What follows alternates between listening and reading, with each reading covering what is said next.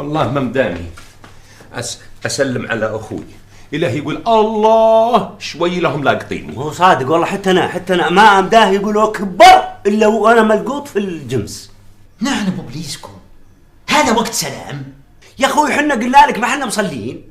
اقول لك انا اخوي تو جاي من عرعر وجاي للرياض، ما هو بيدل للرياض، اتصل علي ما يعرف بيتي وش اسوي؟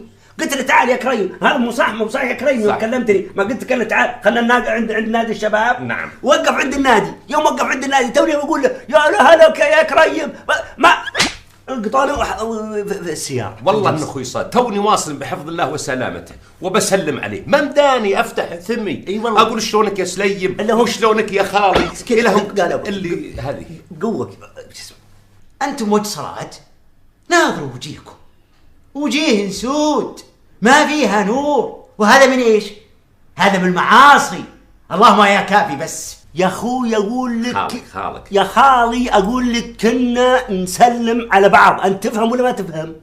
كان صليتوا اول ثم انتم ممدين على السلام، سلموا الى بكره. وش يدرينا عن النظام عندكم يا خال؟ ان الواحد اذا سلم وتوه يذن يدخل سجن ولا يدخل هيئه ولا ما ادري ايش يسوون فيه. والله لو ادري كم ما سلمت. حنا عندنا في عرعر الحمد لله تسلم قبل الصلاه ولا عقب الصلاه ما حد يقول لك شيء. وانت يا السربوت، اظن هي يقصدك. انا تحسبني ما ادري انت وش تسوي؟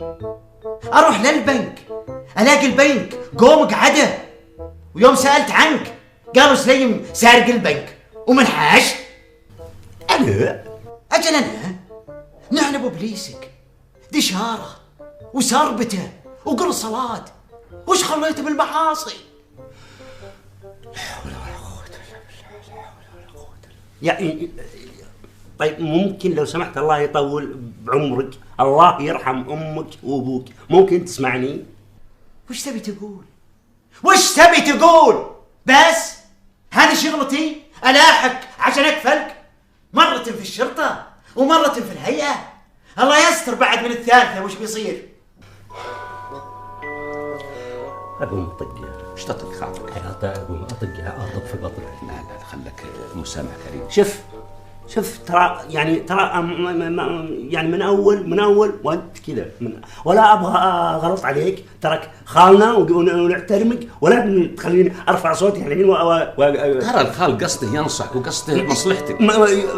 ترى ما ساكت انا ولا نبقى شيء وانت قاعد تسوي موضوع البنك. انا بقول لك يا قلت لك عندي موضوع البنك ما هو بنا طلع بريء، ما هو بنا اللي جاء ذا صديقي اللي كان معنا اللي خوي اللي هو اللي وانا طلعت بريء. ما هو بنت ويفصلونك. اطق الحلال قلت لك المسامح كريم. المسامح كريم.